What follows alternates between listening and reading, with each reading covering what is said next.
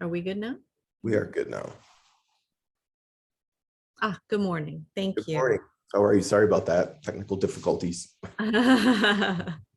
All right. Well, good morning, everybody, and thank you so much for being here. I'm LJ Williamson with Newsroom PR, and I'm really thankful for all the reporters here, and we're grateful for your coverage of today's event. Today's speakers, and I've put this in the chat window, so in case anybody has any spelling questions. Also in the chat window is a link to a copy of our documents that we're filing. So today's speakers are Grace French, who is a Nassar abuse survivor and president of the Army of Survivors. We'll then have attorney Antoinette Frazier, who is of counsel to White Law PLLC, and then attorney Jamie White of White Law PLLC. Again, thank you so much for being here. And if you are ready to begin, Grace, please do. Amazing. Thank you so much, everybody, for being here.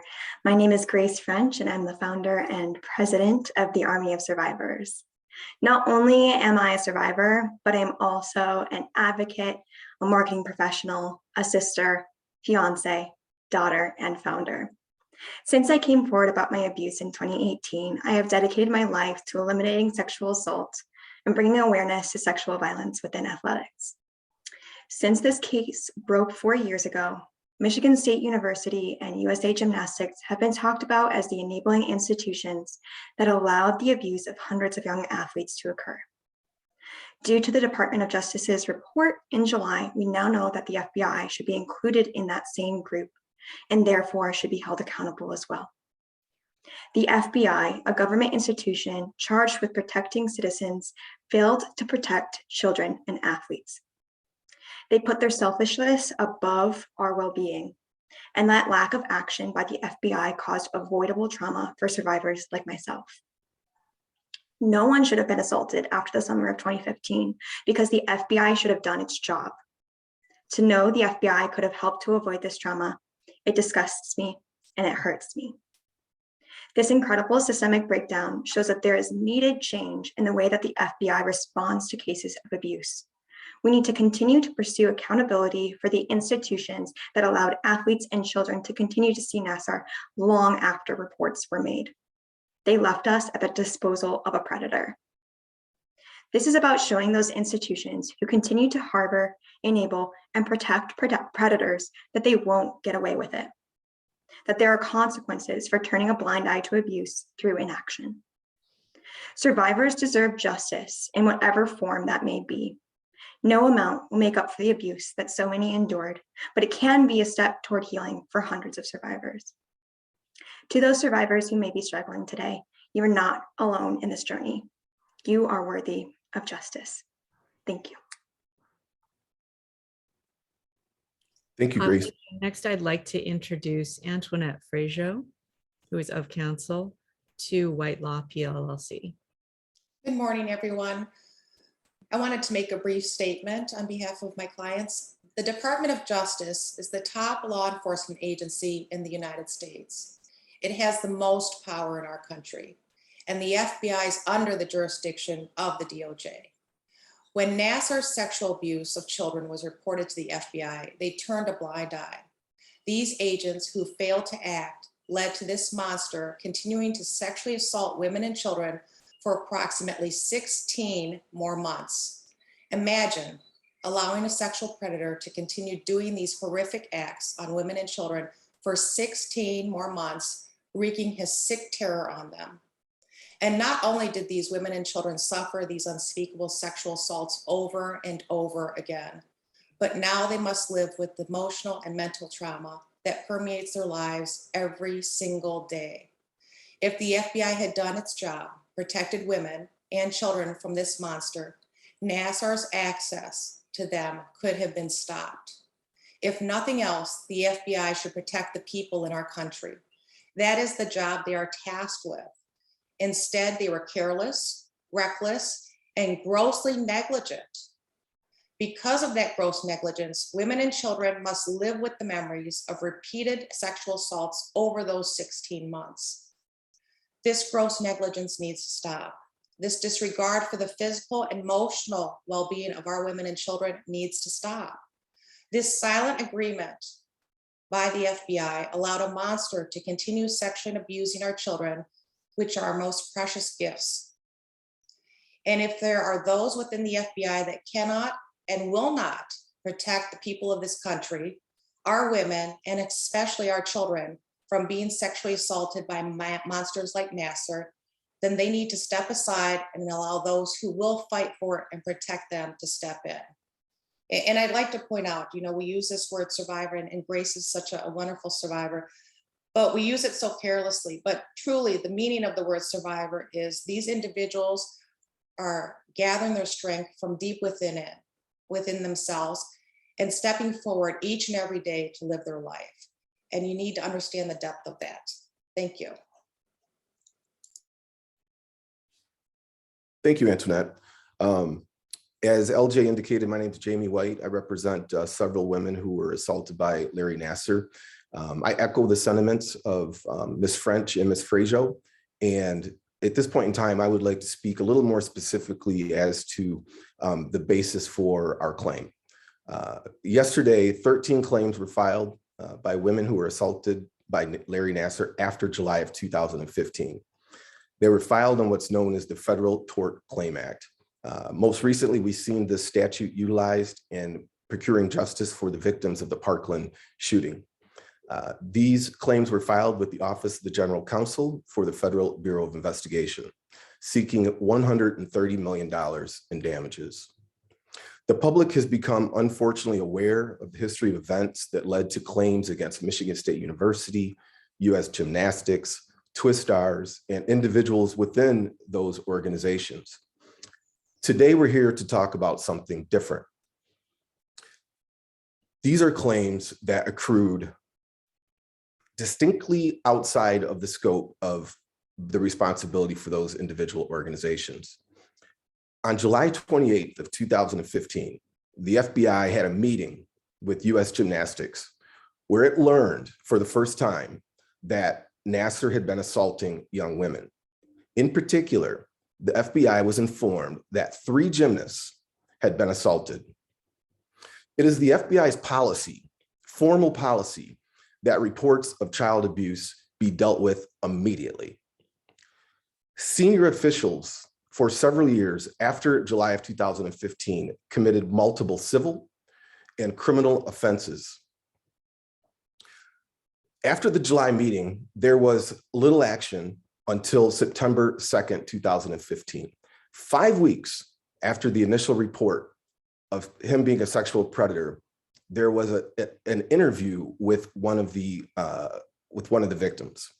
This interview did not happen in person. It was done over the phone. This interview was not documented and was never forwarded to the appropriate authorities. Most remarkable about this day or days subsequent to that is there were 2 other identified victims who were never interviewed by the FBI at all.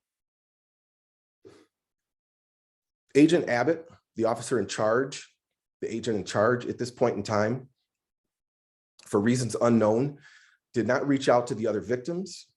He did seek counsel from the U.S. Attorney of the Southern District of Indiana, who told him, guided him in no uncertain terms to forward these allegations to the Lansing FBI field office, where it was agreed that was the appropriate venue not to only investigate Mr. Nassar, but potentially prosecute him. This was never done. In fact, there was never any referral by the Indianapolis field office to Lansing.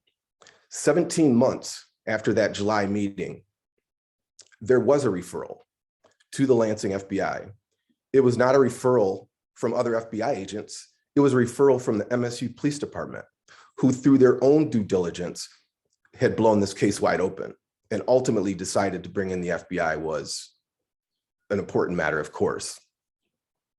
Despite credible reports to the FBI, Nassar continued his reign of terror for almost 17 unnecessary months. In large part, Nassar continued to have access to countless girls on almost a daily basis. An unthinkable and unnecessary number of sexual assaults occurred at the hands of Nassar during that period of time. What is absolutely mind-boggling and disturbing is that during this 17-month period, Agent Abbott apparently didn't have the energy, the interest, or concern to address any of these allegations or follow the instructions of his supervisor in making the appropriate referrals. What he did have the energy, concern, was trying to gain employment.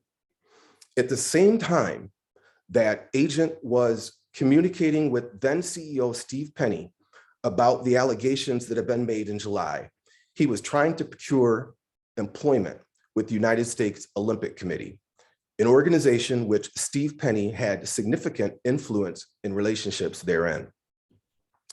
While he didn't have the energy, the interest, or the concern to author a report based on what he had been told on September 2nd, he had the energy, concern to author a resume, which he did submit to the US Olympic Committee, trying to gain employment during the same period of time. This resume was ultimately submitted to the US Olympic Committee for consideration, an event that he lied about during the course of the investigation by the Office of Attorney General. As indicated by Director Wray in the July 21st OIG report and echoed by multiple bipartisan senators from the US Congress, this didn't have to happen. This is an egregious, unthinkable breakdown. We spend a lot of time and resources, for those of us that do this type of work, encouraging young people and all people to report sexual abuse when it occurs. If we can't report sexual abuse to the most powerful law enforcement agency, arguably in the world, then where can it be reported to? In July 21, a report was made public by the OIG that concluded that there were material false statements on behalf of senior FBI officials. There was, on the part of senior officials, there was omitted material information. There was multiple violations of policy and protocol.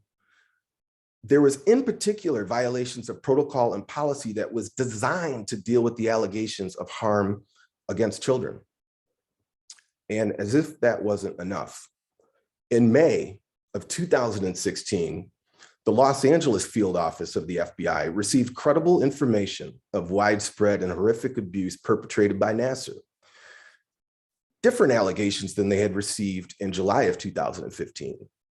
These allegations were based on behavior that occurred at the Caroli Ranch in Huntsville, Texas. Agents in the Los Angeles field office failed to contact local authorities, the Walker County Sheriff's Office, despite knowledge that a serial rapist was operating within their jurisdiction.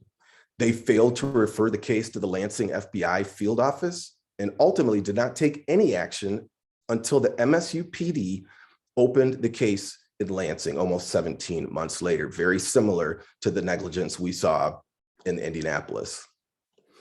The law and internal policies of the FBI require that reports of sexual abuse of children be addressed immediately. This was not a case involving fake $20 bills or tax cheats. These were allegations of a serial rapist who was known to the FBI as the Olympic US doctor with unfettered access to young women. Two separate field offices, Indianapolis and Las Vegas, violated the law, internal policy, and multiple ethical norms, providing Nassar with an unthinkable window of more than a year to continue with his hideous behavior and reign of terror. Law enforcement has been under a lot of scrutiny as of late. I'm from a law enforcement family. The admissions by Director Wray were again very welcomed, as well as other members of our higher echelons of government who have chimed in on this. But we can't ignore what's occurred. The admissions that have been made are important, and they're appreciated by my clients, and I think they're appreciated by all the victims in this case in general. But more than 100 women were assaulted after July 2015. It did not have to happen. I am calling for an indictment, arrest, and prosecution of any official of the FBI that made material false statements or omitted material information during the course of these events and subsequent investigation. Prosecution, in my opinion, is particularly appropriate where it can be proved that agents sought personal pecuniary gain while grossly neglecting their duty and the welfare of numerous women that came to the FBI for assistance. It is my understanding that Attorney General Merrick has taken the matter under advisement. That is appreciated, and we look forward to participating and assisting as requested. We'll take a few questions at this point in time, and I believe there's a chat box. So yes, there is a chat window, or there's a Q&A window if anyone has any questions.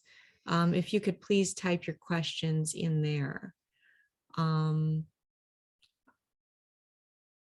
Okay, Kate Wells, I am going to click allow to talk on your, and then I'll get to Carrie Johnson's question next. Kate Wells,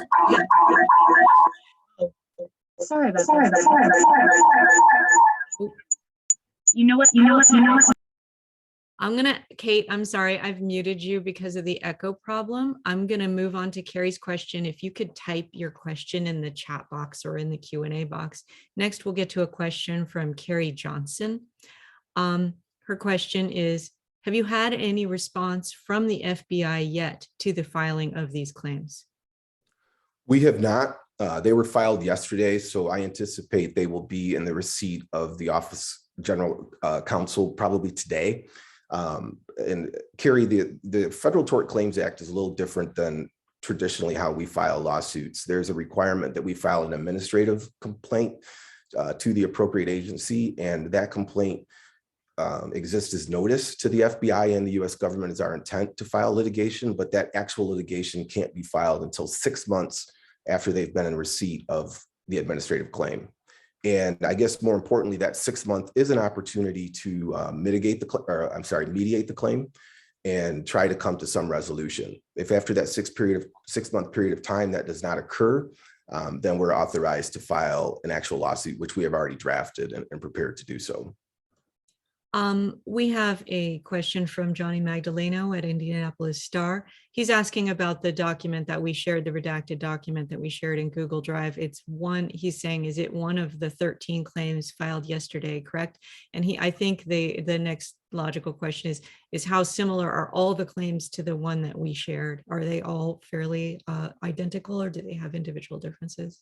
So in large part, they're identical. The basis for the claim is all the same, some of which I talked about in my opening comments. What is different is the extent of injuries that each person arguably suffered, or maybe how they came to them in July of 2015. But the claims are in large part identical at this point. Okay, so what we shared in Google Drive, and please feel free to contact me if you did not receive that link, is fairly similar across the 13 complaints.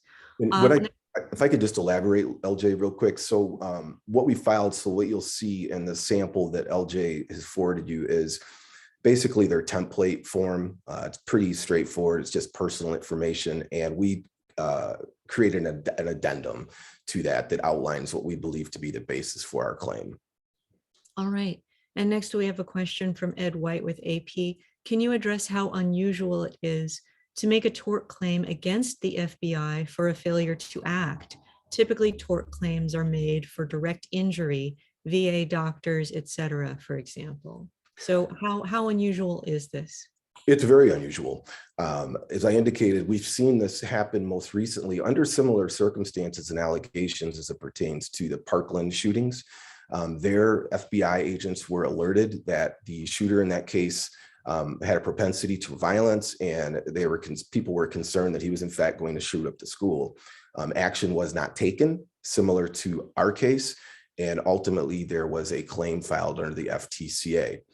It is an unusual claim, but it does not require direct action on the part of the agents in order for there to be liability. In fact, the way the statute reads, it is the violation of policy and law that leads to the liability in these particular circumstances. And to summarize what the statute says is if agents are operating in the course of their employment and they fail to comply with some level of policy and someone is injured as a result of those failures, then they qualify under the FTCA. And we believe that these claims fall dead smack in the heart of the intent of that statute. All righty. Thank you.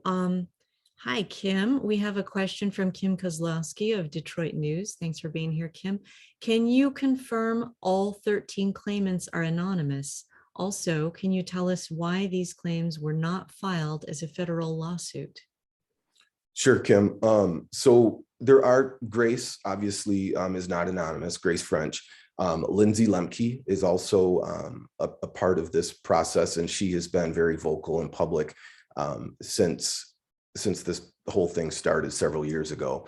The remainder of the women are anonymous at this point in time. By definition, the administrative complaints are not accessible to the public.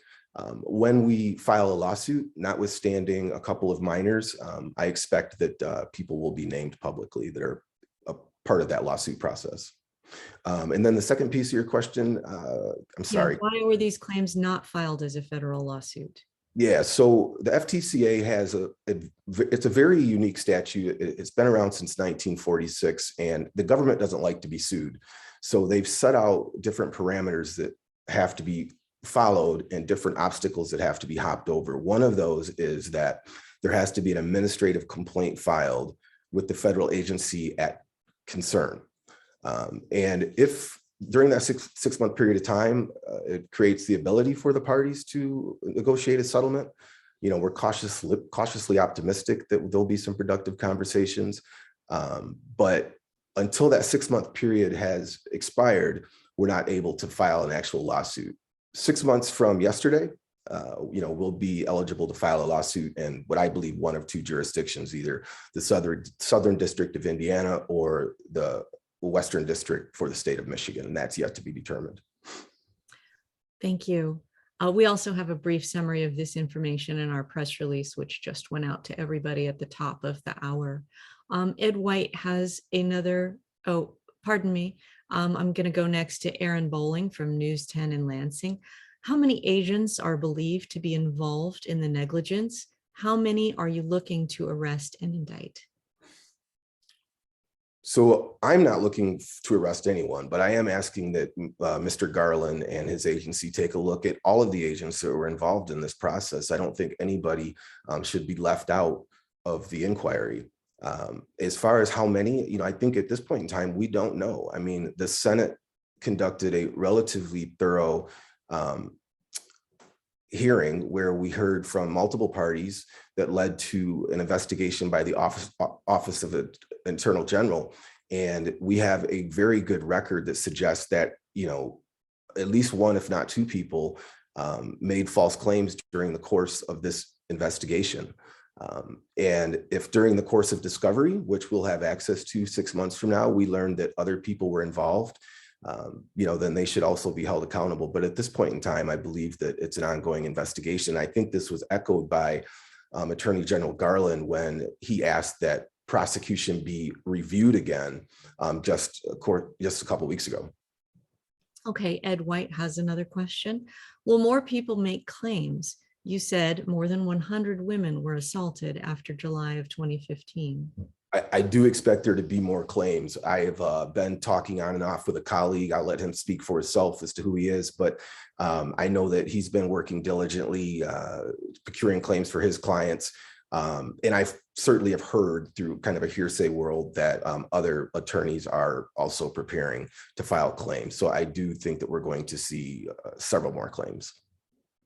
All right, and we have another note from Kate Wells. She says, to clarify, from a legal standpoint, are the victims included in this tort claim women and girls who were abused during the 17-month period between Penny's original complaint to the FBI and Nassar's eventual arrest? Yes, Kate, that is our position. That we, you know, it's our legal opinion that the harm caused by the FBI could not have occurred but for that 15th meeting. So anything that happened prior to July 2015 would not be eligible underneath this legal theory. Okay. And it looks like we have gotten to all the questions. If anyone else has a question, we'll leave the chat window open. I see a couple of raised hands, but I think that those people typed their questions into the chat. We will soon make this a recording of this webinar available as soon as I can, and the link will be available shortly. I can send it out to everyone. And once again, I would like to thank everyone for being here so much, and we appreciate your coverage of this important issue. Thank you so much for attending, everyone. Thank you. Goodbye.